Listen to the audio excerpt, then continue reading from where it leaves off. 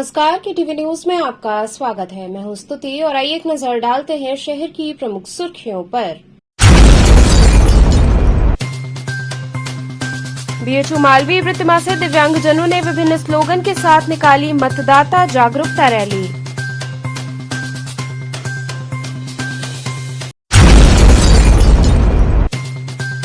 BHU में doctor ओम शंकर द्वारा किए जा रहे आमरण अनशन का शिक्षक समाज ने किया समर्थन।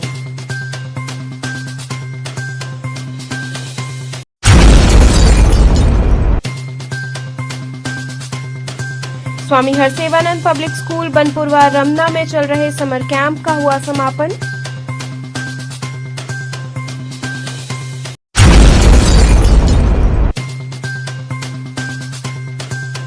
और अंतर्राष्ट्रीय संग्रहालय दिवस पर संपूर्णानंद संस्कृत विश्वविद्यालय में संगोष्ठी हुई आयोजित। और अब खबरें विस्तार से। बीएचयू मालवीय प्रतिमा से दिव्यांगजनों ने विभिन्न स्लोगन के साथ मतदाता जागरूकता रैली निकाली।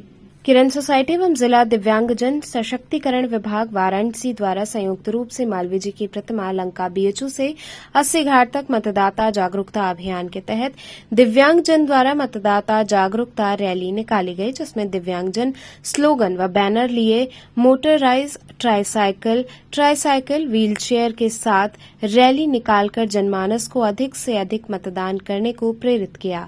इस कार्यक्रम के मुख्य अतिथि शशिकांत मिश्रा थानाध्यक्ष थाना लंका रहे। मुख्य अतिथि शशिकांत मिश्रा ने मतदाता जागरूकता अभियान को हरी झंडी दिखाकर अभियान की शुभारंभ किया और अपने वक्तव्य में सभी दिव्यांग साथियों व आयोजकों का उत्साहवर्धन और आभार व्यक्त किया तथा जनमानस से अधिक मतदान करने की अपील की। मैं आभार व्यक्त करता हूँ हम लोग किरण सोसाइटी की तरफ से यहाँ पे और देश के प्रजातंत्र को मजबूत करने का जितना भरसक प्रयास हो सकता है वो करने का हम प्रयास कर रहे हैं। उसी क्रम में हमारी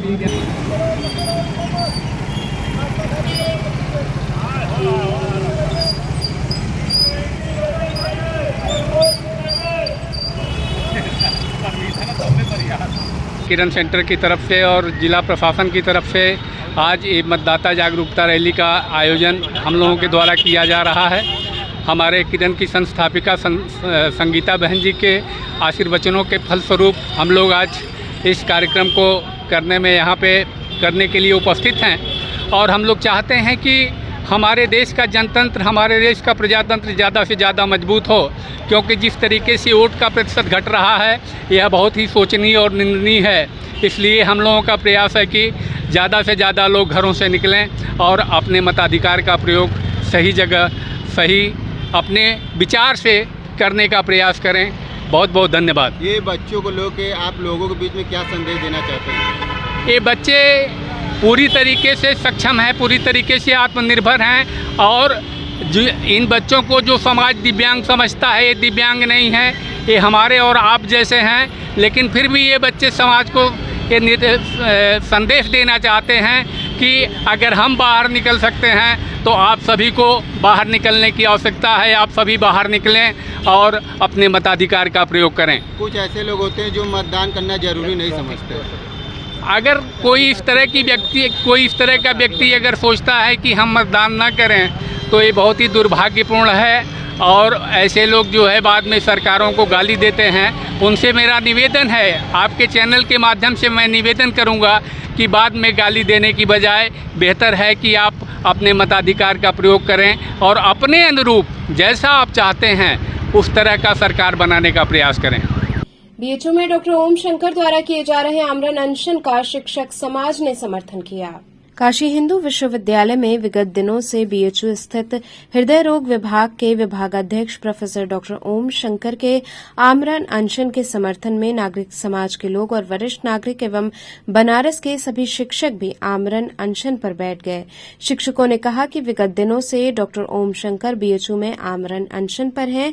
बीएचयू प्रशासन मामले की गंभीरता को नहीं देख रहा है। प्रोफेसर ओम शंकर की प्रमुख मांगों में हृदय रोग विभाग में मरीजों के लिए बेड की मांग, बीएचयू में भ्रष्टाचार, देश के प्रत्येक नागरिक को शिक्षा और स्वास्थ्य मौलिक अधिकार बेहद जायज मांग है। उन्होंने कहा कि हम सभी मांग करते हैं कि डॉक्टर ओम शंकर की सभी मांगों को जल्द से जल्द पूरा किया जाए।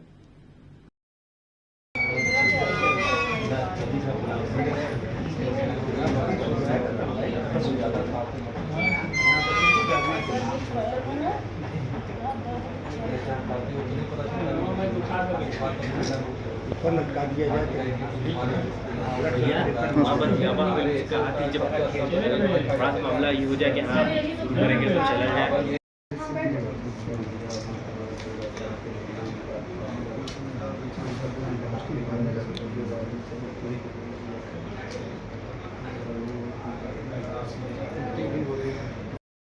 सर आज 8वां दिन है आपके यहाँ पर अनशन का, और कल सर काशी हिंदू विश्वविद्यालय के वाइस चांसलर, डायरेक्टर और एमएस तीनों लोगों ने बैठ के मीटिंग की है और उन्होंने निकाला कि 61 बेड जो है डिजिटल लॉक का खोला जाए।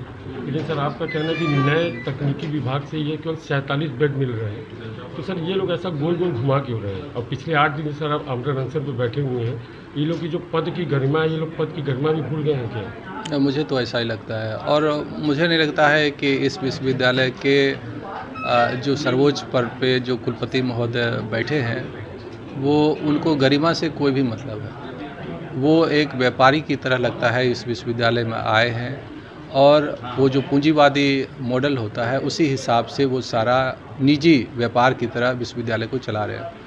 मैं इसलिए हमेशा से कहता आया हूँ कि विश्वविद्यालय जो है आपका महामना की जो बगिया है, इनको कुछ लोग मिलके निजी हाथों में बेचने की पूरी तैयारी की है, और उसी के तहत ये जो कुलपति जी आए हैं उनको भेजा गया है और उसी मॉडल पर ये कार्य कर रहे हैं। देखिए क्या है, जब भी कोई संस्थान है उसकी गरिमा जो है तभी बचेगी जब वो बीएचयू के एक्ट और इंस्टीट्यूट यानी बीएचयू के नियम, कायदे, कानून और संविधान से चलेगी।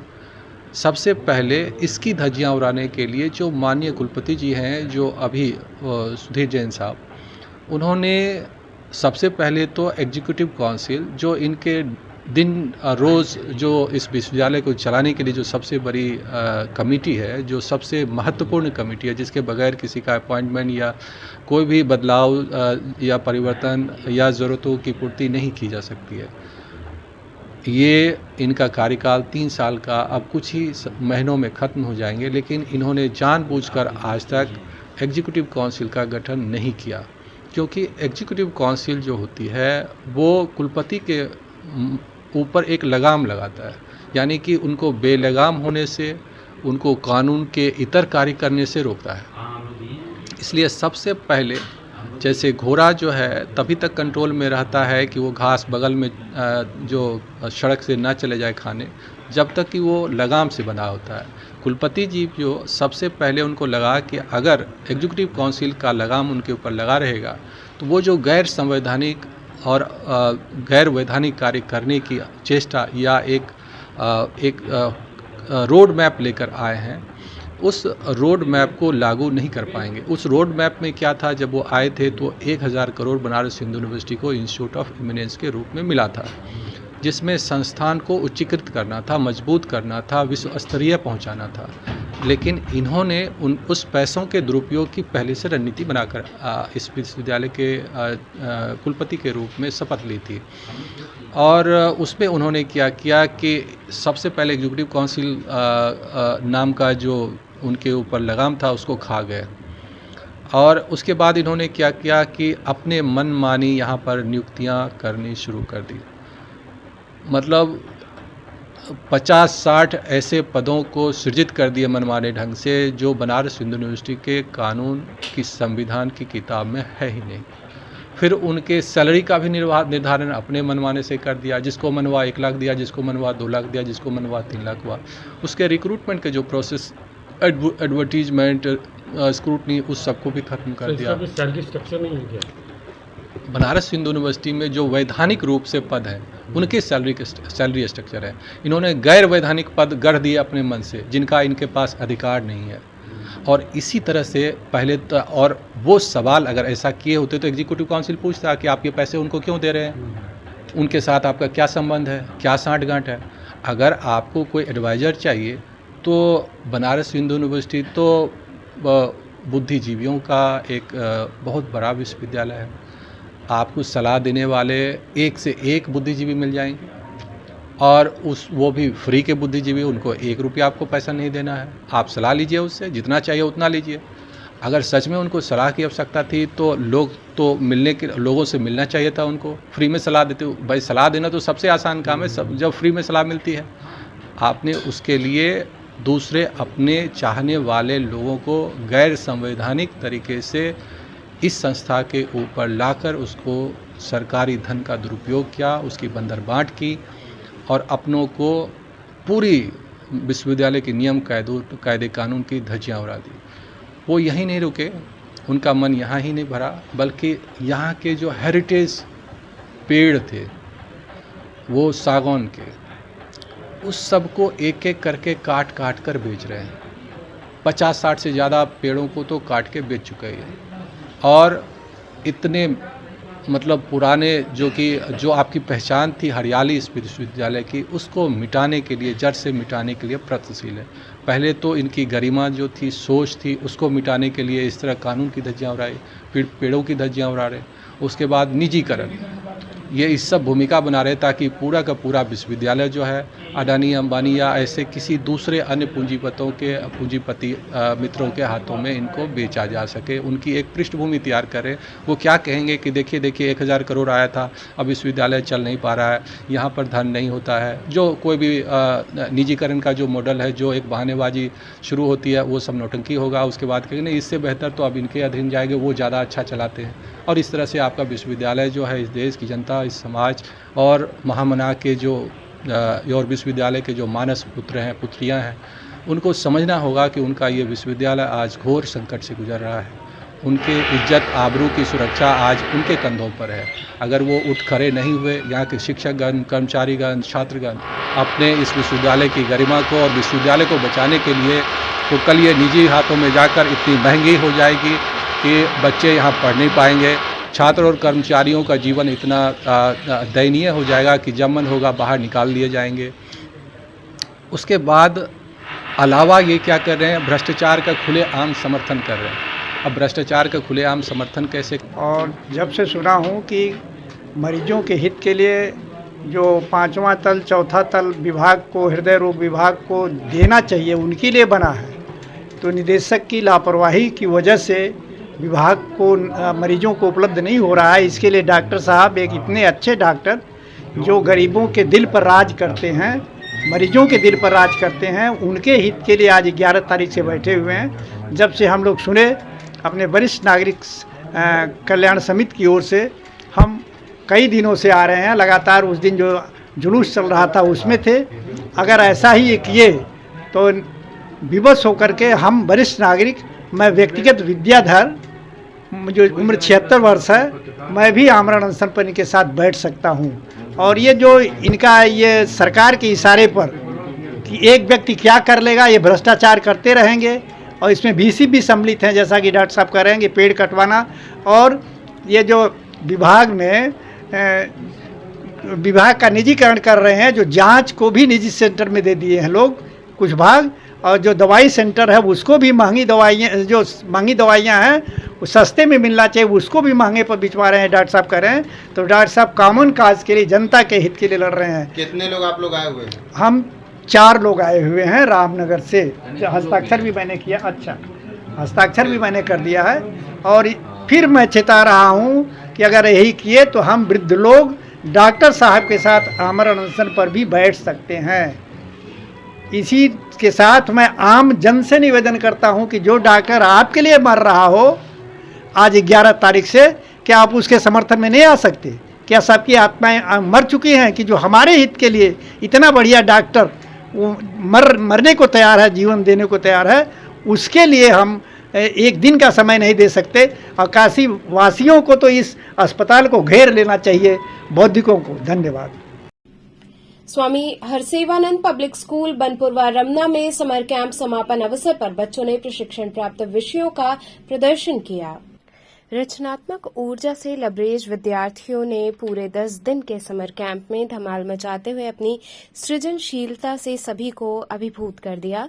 मौका था स्वामी हरसेवानंद पब्लिक स्कूल रमना बनपुरवा के प्रांगण में विद्यालय द्वारा आयोजित 10 दिवसीय समर कैंप का। स्कूली समर पार्टी में विद्यार्थियों ने अपने उछलकूद, तैराकी की मस्ती, pot painting, cursive writing, wall hanging, चित्रकला, हिंदी लेख, सुलेख, योगा, मेडिटेशन व विभिन्न खेल क्रियाओं, मौसमी फलों के उपयोग की प्रायोगिक क्रियाकलाप इत्यादि से खूब आनंदित हुए। इससे वे न सिर्फ खेलकूद का आनंद ही प्राप्त किए अपितु अपने अध्यापकों द्वारा गर्मी से बचने, मौसमी फलों के उपयोग, पानी की उपयोगिता, विशिष्ट पदार्थों से उपयोगी वस्तुओं को बनाने की कला भी बखूबी सीखा। सर्वप्रथम विद्यालय समूह के प्रबंधक बाबा प्रकाश ध्यानानंद ने स्वामी जी के चित्र पर माल्यार्पण एवं दीप प्रज्वलन कर समर कैंप समापन कार्यक्रम का शुभारंभ किया। इसके बाद बच्चों द्वारा सरीखे से सीखी हुई कलाओं व वस्तुओं का प्रदर्शन हुआ। बच्चों को संबोधित करते हुए बाबा प्रकाश ध्यानानंद ने कहा कि विद्यार्थियों के सर्वांगीण विकास में रचनात्मक क्रियाकलाप की महत्वपूर्ण भूमिका होती है। समर कैंप से बच्चों का शारीरिक, मानसिक और बौद्धिक विकास होता है। प्ले ग्रुप के नन्हे मुन्ने बच्चों द्वारा टेबल मैनर के साथ तरबूज खाने की प्रतियोगिता की गई। एलकेजी व यूकेजी के बच्चों ने फलों एवं सब्जियों पर आधारित थीम के अनुसार अपनी अपनी अभिव्यक्ति दी। आर्ट एंड क्राफ्ट, संगीत, नृत्य की बारीकियों को सीखा। हिंदी और अंग्रेजी के लेखन कौशल, व्यक्तित्व क्षमता निखार, विभिन्न वाद्य यंत्रों की जानकारी, अनुपयोगी वस्तुओं से सुंदर व उपयोगी वस्तु बनाकर प्रस्तुत किया गया। पॉट पेंटिंग ने तो कार्यक्रम में 4 चांद लगा दिए। कौशल सिखाने में मंजुलता शर्मा, फूल कुमारी यादव, गिरीश चंद्र अरोड़ा, विनोद कुमार, शीला श्रीवास्तव इत्यादि का सहयोग रहा। कक्षा 1, 2 व 3 ने स्केचिंग एवं क्राफ्ट की कलाकारी प्रस्तुत की। सराहनीय कार्य को देखते हुए प्रबंधक द्वारा सभी प्रतिभागियों को प्रमाण पत्र दिया गया, जिसमें प्रधानाचार्य डॉक्टर A.K. चौबे, छात्रावास अधीक्षक लेफ्टिनेंट M.S. यादव, मुक्तेश्वर सिंह, अनुराधा दीक्षित, ममता यादव इत्यादि की उपस्थिति रही।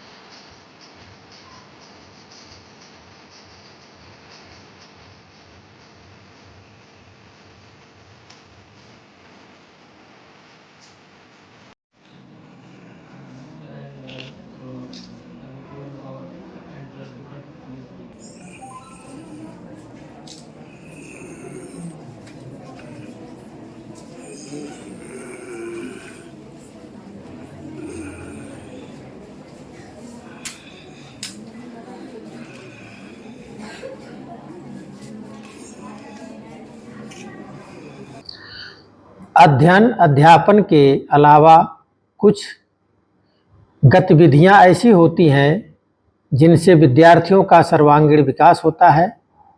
गर्मियों के अवकाश से पहले 10 दिनों का समर कैंप स्वामी हरसेवानंद पब्लिक स्कूल आयोजित करता है। इसी श्रृंखला में आज स्वामी हरसेवानंद पब्लिक स्कूल बनपुरवा में 10 दिवसीय समर कैंप का समापन किया जा रहा है, जिसमें 10 दिनों तक सीखे गए क्रियाकलापों का प्रदर्शन शामिल है। आशा है कि इस कैंप के माध्यम से बच्चों में पढ़ाई के अलावा रचनात्मक प्रतिभाओं का विकास होगा और वे सर्वांगीण विकास की ओर अग्रसर होंगे। अंतर्राष्ट्रीय संग्रहालय दिवस पर संपूर्णानंद संस्कृत विश्वविद्यालय में आयोजित संगोष्ठी में वक्ताओं ने अपने विचार रखे। संग्रहालय समाज का दर्पण होता है और ये संग्रहालय हमारी प्राचीन संस्कृति को जन सामान्य तक पहुंचाता है। ये विचार संपूर्णानंद संस्कृत विश्वविद्यालय के कुलपति प्रोफेसर बिहारी लाल शर्मा ने अंतर्राष्ट्रीय संग्रहालय दिवस पर आयोजित संगोष्ठी में व्यक्त किया। उन्होंने कहा कि प्रतिभागियों को इस तपन में जो तप किया है उसका फल उन्हें अवश्य मिलेगा। संगोष्ठी को बतौर मुख्य अतिथि उद्घोषित करते हुए विश्वविद्यालय के आधुनिक ज्ञान विज्ञान संकाय के संकायाध्यक्ष प्रोफेसर हीरक कांति चक्रवर्ती ने कहा कि इस संग्रहालय द्वारा आयोजित प्रशिक्षण कार्यशाला से जो ज्ञान और अनुभव प्रतिभागियों ने प्राप्त किया उसे अपने आगे के जीवन एवं अपने कार्य क्षेत्र में प्रयोग करेंगे तो उन्हें लाभ होगा। समापन सत्र एवं अंतर्राष्ट्रीय संग्रहालय दिवस पर आयोजित संगोष्ठी को सामाजिक विज्ञान विभाग के विभागाध्यक्ष प्रोफेसर राजनाथ ने कहा कि इस तरह के कार्यशाला एवं संगोष्ठी के आयोजन से प्रतिभागियों को नई नई तकनीकों एवं विधाओं की जानकारी मिलती है। संग्रहालय हमारे प्राचीनता का दर्पण है।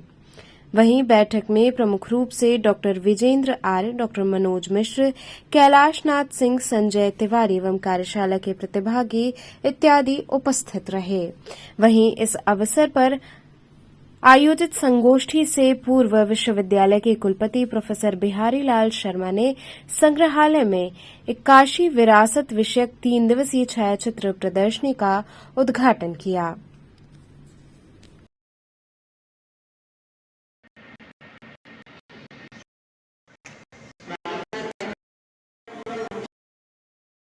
ने आपको इस महनीय विद्या से जोड़ा और आपको मैं और भी बधाई इसलिए देता हूँ क्योंकि हमारे पास संसाधन नहीं है। जैसे अभी त्रिपाठी जी ने कहा कि संसाधनों का अभाव, उन संसाधनों के अभाव में भी आपके मन में दुष्प्रभाव न पड़ा। गूंजती हुई आवाज, टूटे हुए साज, फिर भी आप रख रहे हैं हमारी लाज। ये हमारे विश्वविद्यालय के लिए इससे बड़ा और क्या हो सकता है। हम आपको वो संसाधन नहीं दे सकते जो वर्ल्ड क्लास के, लेकिन हम वो विद्या दे सकते हैं जो दुनिया को सही रास्ता दिखाने वाली है। इसलिए आप सबका जो जज्बा, सीमित संसाधनों में असीमित कार्य करने की जो क्षमता, उसका जो प्राकटन आप लोगों ने 15 दिन साधना करते हुए किया, उसके लिए आप सब, हमारे आचार्य भी और हमारे छात्र भी, सभी अभिनंदनीय हैं, सभी अभिवंदनीय। यहाँ रुकेंगे एक छोटे से ब्रेक के लिए। आप बने रहिए केटीवी के साथ।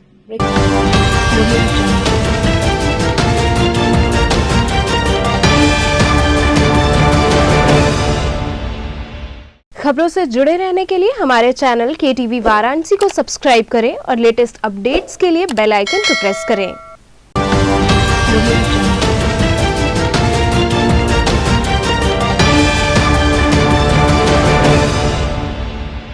के बाद आपका स्वागत है।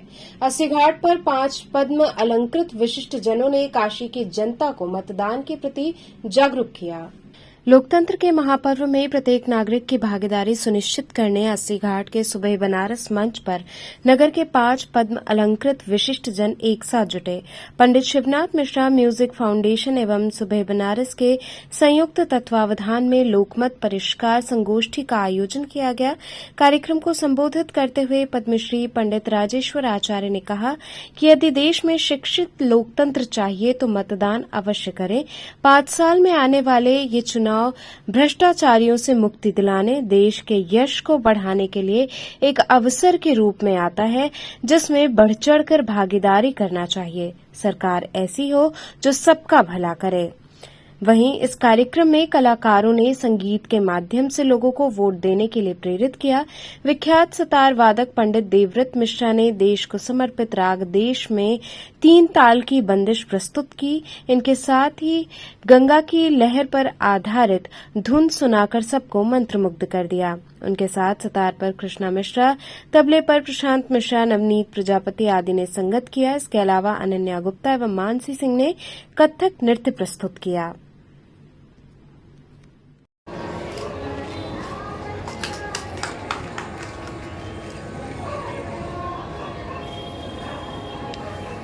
सब है और ये चंद्र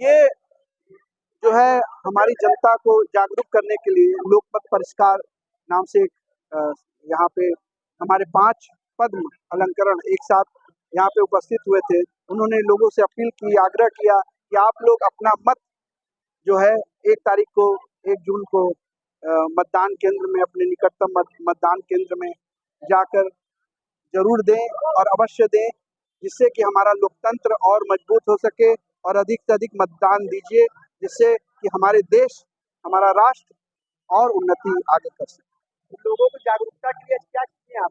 यहाँ पर 5 पद्म अलंकरण से सम्मानित गुणीजन यहाँ पर उपस्थित हुए थे, विद्वान उपस्थित हुए थे, विभिन्न क्षेत्रों के जिनको पद्मश्री मिला हुआ है, और उन लोगों ने आग्रह किया, लोगों से अपील की कि आप लोग यहाँ उपस्थित होकर अपने मतदान को जरूर दीजिए। और यहाँ एक छोटा सा सांस्कृतिक कार्यक्रम भी आयोजित था, जिसमें नृत्य था, संगीत था, और मैंने राग देश की प्रस्तुति की। अपने राष्ट्र के लिए राग देश को मैंने प्रस्तुत किया। मतदान देने से देश का भविष्य उज्जवल होगा, और मैं आग्रह करूंगा सभी लोगों से मतदान 1 जून को अवश्य दें। उसके बाद जलपान करें, उसके बाद हम लोग अपना संगीत करेंगे, मगर पहले मतदान करेंगे।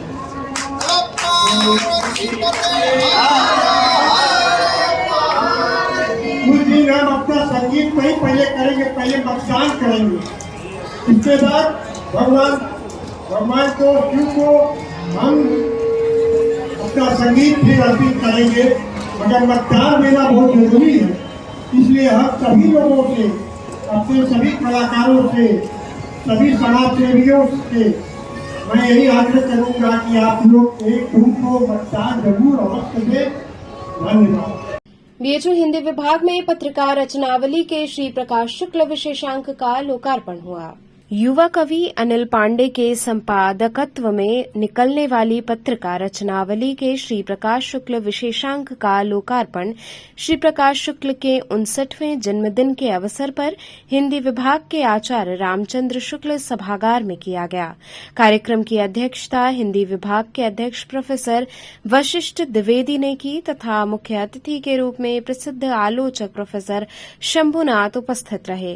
प्रतिष्ठित आलोचक माधव हाड़ा कार्यक्रम के मुख्य वक्ता रहे।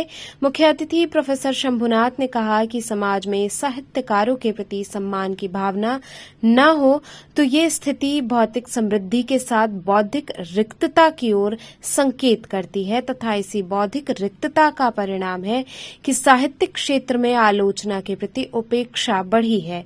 श्री प्रकाश आत्मविद व्यक्ति हैं, उनका स्थान और काल उनकी कविताओं एक बड़े रूप में उपस्थित होता है। उनका आत्म बेहद ही विस्तृत है, जिसमें साहित्यकार का एक उज्जवल पक्ष सम्मिलित है। कार्यक्रम के आरंभ में श्रेया पांडे और अलका कुमारी ने कुलगीत की प्रस्तुति दी। कार्यक्रम में राधा कृष्ण गणेशन ने वैदिक मंत्रों का पाठ किया। कार्यक्रम का संचालन डॉक्टर विंध्याचल यादव ने किया तथा धन्यवाद ज्ञापन डॉक्टर रविशंकर सोनकर ने दिया। कार्यक्रम में स्वागत वक्तव्य डॉक्टर महेंद्र प्रसाद कुशवाहा ने दिया। कार्यक्रम में सुनीता शुक्ला, डॉक्टर शालिनी सिंह, मनीष खत्री, प्रोफेसर दीन बंधु तिवारी, प्रोफेसर कृष्ण मोहन सहित भारी संख्या में छात्र छात्राओं की उपस्थिति रही।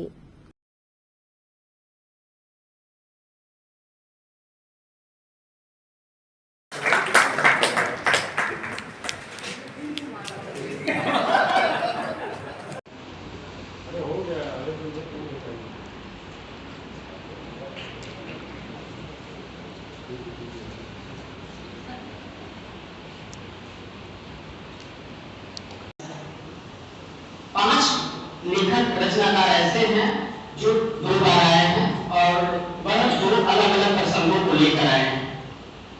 साथ ही साथ यह 360 पेज की पत्रिका है।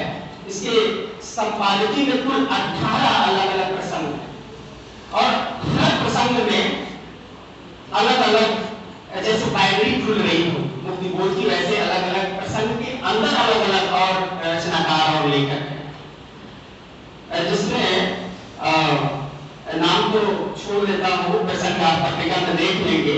महत्वपूर्ण बात यह है कि इस में 2-3 अंत के सभी लेख महत्वपूर्ण हैं, लेकिन अंत के जो 2-3 लेख हैं और एक डायरी का जो हिस्सा, जिसमें कुल 32 डायरी जो है कि लिखी गई है, उस डायरी का शीर्षक भी डायरी के बीच घर के भीतर कवि, कविता में कवि और कवि की काव्य यात्रा, बेहद दिलचस्प और महत्वपूर्ण है।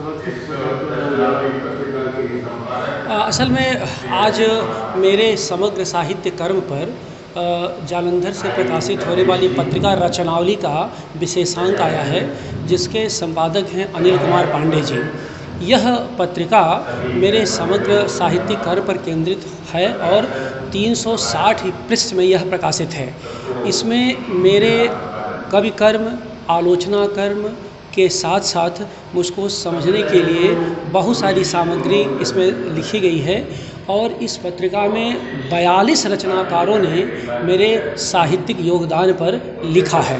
इस पत्रिका के लोकार्पण का यह अवसर है, जिसके लिए कलकत्ता से प्रोफेसर शंभुनाथ जी, उदयपुर से प्रोफेसर माधव हाड़ा जी और बनारस से कई गणमान्य साहित्यकार मंच पर मौजूद हैं और इस पत्रिका पर इस समय परिचर्चा चल रही है, जिसमें तमाम वरिष्ठ और कनिष्ठ साथी मौजूद हैं। मुख्य अतिथि के रूप में कलकत्ता से भारतीय भाषा परिषद के निदेशक प्रोफेसर शंभुनाथ जी आए हुए हैं। मुख्य वक्ता के रूप में उदयपुर विश्वविद्यालय के हिंदी विभाग के पूर्व अध्यक्ष प्रोफेसर माधव हाड़ा जी मौजूद हैं और यहाँ पर बनारस से प्रोफेसर विजयनाथ मिश्र जी, जो IMS PHU के इंद्रोलॉजी विभाग के अध्यक्ष रहे हैं, साथ में हिंदी विभाग के अध्यक्ष प्रोफेसर वशिष्ठ अनूप हैं। इसके अलावा doctor Vindhyachal Yadav, doctor Mahendra Kushwaha, doctor Preeti Tripathi, doctor Vivek Singh, Allahabad विश्वविद्यालय से डॉक्टर अमरजीत राम जैसे लोग इस पत्रिका पर अपनी बात रख रहे हैं। BHU मालवीय मूल्य अनुशीलन केंद्र में शास्त्रीय संगीत संध्या में विविध प्रस्तुतियां हुई। मालवीय मूल्य अनुशीलन केंद्र काशी हिंदू विश्वविद्यालय के महामना सभागार में मालवीय मूल्य अनुशीलन केंद्र, अंतर सांस्कृतिक अध्ययन केंद्र एवं इंदिरा गांधी राष्ट्रीय कला केंद्र के संयुक्त तत्वावधान में शास्त्रीय संगीत संध्या का आयोजन हुआ। संगीत संध्या में देश के विख्यात एवं किराना घराने के प्रतिनिधि कलाकार शास्त्रीय ख्याल गायक पंडित अशोक नाथ गिरी ने अपना गायन राग मुल्तानी से प्रारंभ किया। इसके बाद राग शंकरा की प्रस्तुति दी तथा अभंग से अपने गायन का समापन किया। इनके साथ तबले पर पंकज राय और संवादिनी पर सहयोग मोहित साहनी एवं तानपुरे पर आराधना विश्वकर्मा एवं सानंदा कुंडू ने साथ निभाया। अतिथियों का स्वागत अंतर सांस्कृतिक अध्ययन केंद्र के समन्वयक प्रोफेसर राजकुमार और धन्यवाद ज्ञापन प्रोफेसर के शशि कुमार ने किया। कार्यक्रम से पूर्व मालवीय जी के प्रतिमा पर माल्यार्पण मालवीय मूल्य अनुशीलन केंद्र के समन्वयक प्रोफेसर संजय कुमार, प्रोफेसर राजकुमार, प्रोफेसर के शशि कुमार, डॉक्टर अभिजीत दीक्षित, डॉक्टर कुमार अम्बरीश चंचल, डॉक्टर रामशंकर आदि ने पुष्पांजलि अर्पित की। कार्यक्रम का संचालन संगीत एवं मंच कला संकाय के शोधार्थी कृष्ण कुमार तिवारी ने किया। कार्यक्रम में काफी संख्या में अध्यापक एवं विद्यार्थी मौजूद रहे। और ये मालवीय मूल्य अनुशीलन केंद्र, अंतर सांस्कृतिक अध्ययन केंद्र, जो कि BHU के 2 सेंटर्स हैं, अंतर विषयी शोध ये इंदिरा गांधी राष्ट्रीय कला केंद्र जो है उसके सहयोग से हम लोगों ने आज की ये संगीत संध्या का आयोजन किया है, जिसमें प्रख्यात किराना घराना के गायक पंडित अशोक नाडगिर जी, जो कि विदुषी गंगूबाई हंगल के गंडाबंद शिष्य भी हैं, उनका गायन हो रहा है। और उनके साथ हारमोनियम पे मोहित जी हैं और तबले पे पंकज जी साथ दे रहे हैं। सर, ऐसे कार्यक्रम कराने का उद्देश्य क्या है? ये हमारा उद्देश्य ये है कि विश्वविद्यालय के छात्रों को कला और संगीत के प्रति रुचि, और देखिए कला और संगीत के माध्यम से जो हमको शिक्षा मिलती है, एक अनुशासन की और भी तरह तरह के मानवीय मूल्य की, तो हमारा प्रयास यही है कि इन सब कार्यक्रमों के माध्यम से बिना उनको ये कहे हुए कि आपको हम शिक्षित कर रहे हैं, वो अपने आप ये इसके माध्यम से शिक्षित होते हैं कि इसमें अनुशासन क्या होता है। जब देखिए, जब कलाकार गाते बजाते हैं तो 3 अगर कलाकार हैं या 5, आपस में अगर अनुशासन और आपस में कोऑर्डिनेशन की, तालमेल की जरा सा भी अभाव होगा तो वो पूरा संगीत बिगड़ जाएगा। तो ये सारे गुण बिना किसी के बताए आप उसको आत्मसात करते जाते हैं, उसको देख के, उसको सुन के, वो आपको कक्षा के रूप में नहीं बताए जाते, लेकिन ये सारी चीज़ें आप सीखते हैं। और जो वो क्लासिकल को धीरे धीरे भूल रहा है जी, और वेस्टर्न की तरफ ज़्यादा ध्यान दे रहा है, इस बारे में क्या कहेंगे? देखिए, ऐसा मुझे भी ऐसा लगता था कि आज की जो युवा पीढ़ी है वो पश्चिमी संगीत की तरफ ज़्यादा, और जिसको हम लोग आजकल पॉप म्यूज़िक और ये वेस्टर्न म्यूज़िक की तरफ, लेकिन जब हम लोगों ने यहाँ कार्यक्रम कराना शुरू किया तो हम लोगों ने अनुभव किया कि हमारे छात्रों की अपनी कला के प्रति भी उतनी ही रुचि है। शायद दुर्भाग्य ये है कि इस तरह के कार्यक्रमों का आयोजन कम से कम विश्वविद्यालय के स्तर पे या कॉलेज या अन्य शिक्षण संस्थानों के स्तर पे बहुत कम होते हैं। थोड़ा बहुत कार्य स्पीक मैके करता रहा है समय समय पर, लेकिन खास करके अभी जो नई शिक्षा नीति आई है उस पर इन सारी चीज़ों पे बहुत जोर दिया है कि कैसे हम कला एवं संगीत के माध्यम से भी बच्चों को सिखा सकते हैं। और आप ये हमारा जो अनुभव कहता है, हम लोग पिछले 1.5-2 साल से ऐसे कार्यक्रम यहाँ करा रहे जब से मैं समन्वयक हुआ, और हर बार अभी जबकि आपको आश्चर्य होगा कि अभी पूरे विश्वविद्यालय में एग्ज़ाम चल रहा है और उसके बावजूद इतने बच्चे आए हैं जबकि लगातार उनका एग्ज़ाम, तो इससे आप खुद समझ सकते हैं कि कितनी रुचि होगी। और अक्सर ये हॉल पूरा भर जाता है, बैठने की जगह नहीं रहती है। तो मेरा तो ये मानना है कि ठीक है, पश्चिमी संगीत में भी उनकी रुचि हो सकती है, लेकिन वो हमारे भारतीय संगीत, चाहे वो शास्त्रीय संगीत हो और चाहे वो लोक संगीत, उससे कहीं विमुख नहीं हुए हैं, उनकी उतनी ही रुचि है। तो चलते चलते पुनः एक नजर डालते हैं शहर की प्रमुख सुर्खियों पर। बीएचयू मालवीय प्रतिमा से दिव्यांगजनों ने विभिन्न स्लोगन के साथ निकाली मतदाता जागरूकता रैली।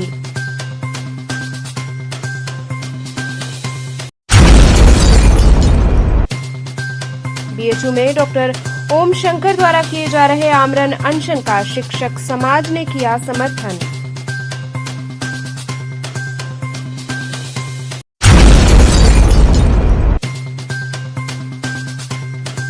स्वामी हरसेवानंद पब्लिक स्कूल बनपुरवा रमना में चल रहे समर कैंप का हुआ समापन।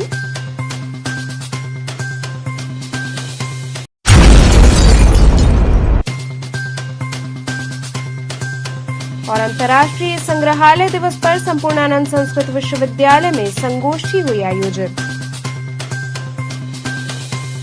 तो थे आज के समाचार, कल फिर होगी मुलाकात, तब तक के लिए नमस्कार।